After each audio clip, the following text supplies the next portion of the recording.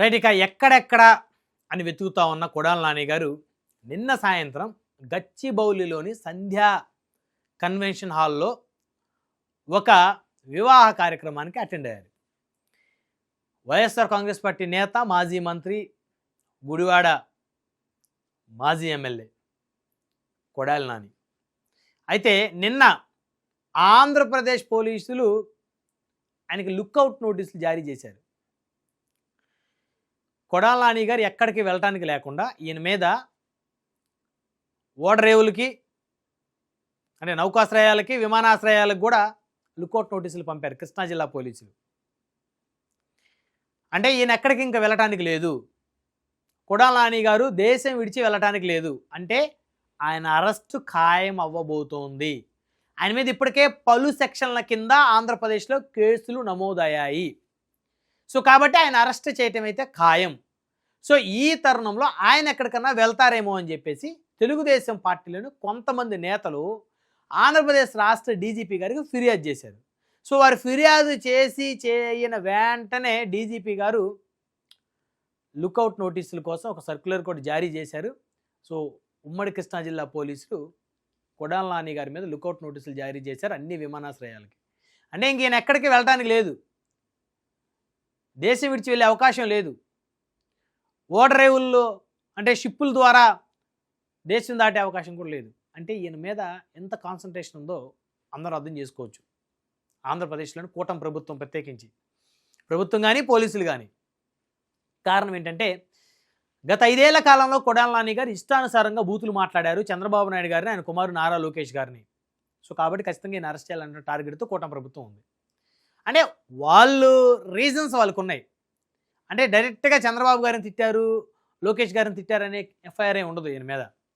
ఏదో ఒక SC ST case ఉంటుంది, ఎక్కడో ఇళ్ల పట్టాలు సంబంధించి ఎక్కడో అవినీతి చేశాడని ఉంటుంది, లేకపోతే అక్కడ ఏదైనా డెవలప్మెంట్ పనులు అవినీతి చేశాడని ఉంటుంది, లేకపోతే ఎవరినో కొట్టారు, ఎవరైనా చంపబోయారు అనేటువంటి ఒక కేసు ఏదో ఒకటి ఉంటుంది. సో మొత్తానికి కేసు ఏదైతేనేమో ఆయన అరెస్ట్ అయితే కన్ఫామ్, అందులో డౌట్ లేదు. అందులో నిన్న ఆయన మీద లుక్అవుట్ నోటీసులు జారీ చేసిన తర్వాత అందరికి ఒక క్లారిటీ వచ్చింది. అదే చాలామంది అనుకున్నారు కొడాలి నాని గారు అమెరికా వెళ్ళిపోయారేమో, ఆస్ట్రేలియా వెళ్ళిపోయారేమో, దుబాయ్ వెళ్ళిపోయారేమో, సింగపూర్ వెళ్ళిపోయారేమో, లండన్ వెళ్ళిపోయారేమో. కాదు, ఆయన హైదరాబాద్లోనే ఉన్నారు. హైదరాబాద్లోనే సంధ్యా కన్వెన్షన్ హాల్లో కింగులా తిరుగుతూ ఉన్నాడు ఆయన. అయితే ఇటీవల కాలంలో అందరికీ తెలిసిన విషయమే, ఆయన ఒక గ్యాస్ట్రిక్ ప్రాబ్లంతో హైదరాబాద్లో కార్పొరేట్ హాస్పిటల్లో జాయిన్ అయ్యారు. సో అది గ్యాస్ట్రిక్ కాదు, ఆయనకి గుండెలోని 4 వాల్స్ బ్లాక్ అయినాయి అని తెలిసింది. సో ఆయనకి ముంబైలోని కార్పొరేట్ హాస్పిటల్లో శస్త్రచికిత్స జరిగింది. ప్రస్తుతం అయితే నాని గారి ఆరోగ్యం నిలకడగా ఉంది, కుదుట పడింది. ఎందుకంటే ఇప్పుడు మీరు చూస్తున్న ఈ ఫోటో కానీ విజువల్స్ కానీ నాని గారు లేటెస్ట్ హైదరాబాద్ గచ్చిబౌలిలోని సంధ్యా కన్వెన్షన్ హాల్లో జరిగినటువంటి ఒక పెళ్లి కార్యక్రమానికి ఆయన అటెండ్ అయ్యారు. బాగా చిక్కిపోయి ఉన్నాడు మనిషి. ఒకప్పుడు బాగుండేవాడు. గుడివాడ అంటే కొడాలి నాని గారు, కొడాలి నాని గారు అంటే గుడివాడ గడ్డ, కొడాలి నాని అడ్డా అనేవారు ఉమ్మడి ఆంధ్రప్రదేశ్లో కూడా. ఎందుకంటే ఆయన ఒక మాస్ లీడర్, ఒక ఫైర్ బ్రాండ్. ఆయన జూనియర్ ఎన్టీఆర్ గారికి అత్యంత సన్నిహితుడు, నందమూరి హరికృష్ణ గారికి శిష్యుడు అనమాట. ఆయనే టికెట్ ఇప్పించాడు. జూనియర్ ఎన్టీఆర్ గారు, నందమూరి హరికృష్ణ గారు కలిసి గుడివాడ టికెట్ ఇప్పించారు కొడాలి నాని గారికి 2004లో టీడీపీ టికెట్. సో 2004 గెలిచాడు. సో రాష్ట్రం అంతా కూడా మరి కాంగ్రెస్ వైపు గాలి వీస్తున్నప్పుడు కూడా గుడివాడలో 2004లో తెలుగుదేశం పార్టీ తరపు నుంచి కొడాలి నాని గారు గెలిచారు. ఖచ్చితంగా అది ఆయన క్రెడిటే, దాంట్లో ఎవరు కాదంటలేదు. 2009లో కూడా మరి కాంగ్రెస్ పార్టీ 150 స్థానాల పైచిలుకు సాధించి అధికారంలోకి వచ్చింది. అయినప్పటికీ కూడా ఆయన గెలిచారు గుడివాడలో. అదేవిధంగా 2014లో కూటమి గాలి వీచింది, కానీ వైఎస్ఆర్ కాంగ్రెస్ పార్టీ నుంచి కొడాలి నాని గారు గెలిచారు. సో 2019లో వైసీపీ గాలి వీచింది, ఆయన వైసీపీ నుంచి గెలిచారు, రాష్ట్ర పౌర సరఫరా శాఖ మంత్రిగా బాధ్యతలు స్వీకరించారు.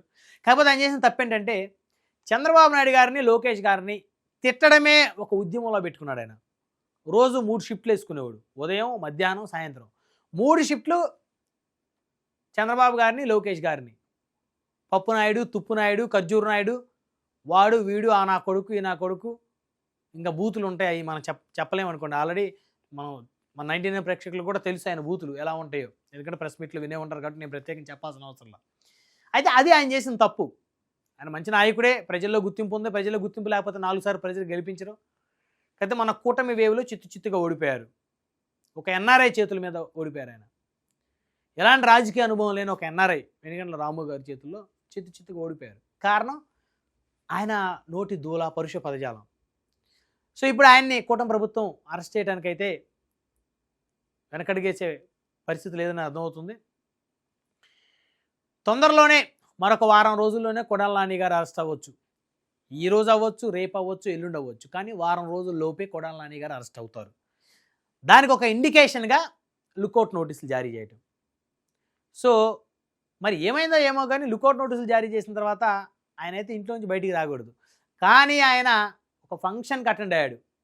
గచ్చిబౌలిలో సంధ్యా కన్వెన్షన్ హాల్లో ఒక పెద్ద ఫంక్షన్కి అటెండ్ అయ్యారు. ఫోటోలు దిగారు, వీడియోలు బయటకు వచ్చినాయి. అందరూ ఒక సెల్ఫీలు ఇచ్చారు. కొంతమంది ఆయనతో ఫోటోలు దిగాలనుకున్న ఫోటోలు దిగారు. అంటే ఆయన తెలుసు ఆ ఫోటోలు సోషల్ మీడియా ద్వారా పబ్లిక్లోకి వెళ్తాయని. ఆయన అదరలేదు, బెదరలేదు. ఇక్కడ ఆయన ధైర్యానికి మెచ్చుకోవచ్చు.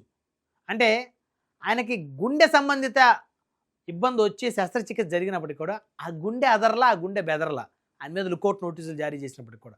కాబట్టి ఇది కొడాలి నాని గారు ఇక్కడేమి కూటమి ప్రభుత్వానికి ఏమి జంకట్లేదు, భయపట్టలేదు అనేది ఏదో స్పష్టంగా అర్థమవుతుంది. ఆయన నిజంగా భయపడేవారైతే ఆయన హైదరాబాద్లో ఏ ఇంట్లో ఉన్నాడో ఆ ఇంట్లోనే తలుపులు తాళాలు వేసుకుని ఉండేవాడు. సో ఆ పరిస్థితి లేదు.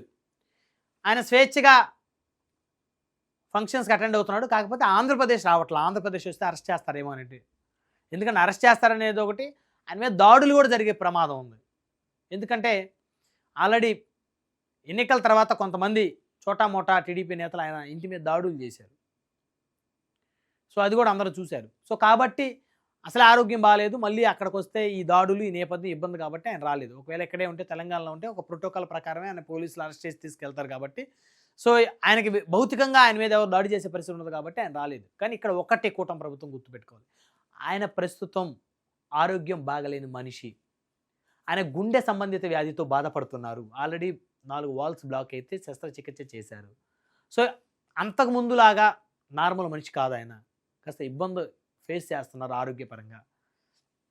కాబట్టి ఆయన్ని చాలా జాగ్రత్తగా ట్రీట్ చేయాలి.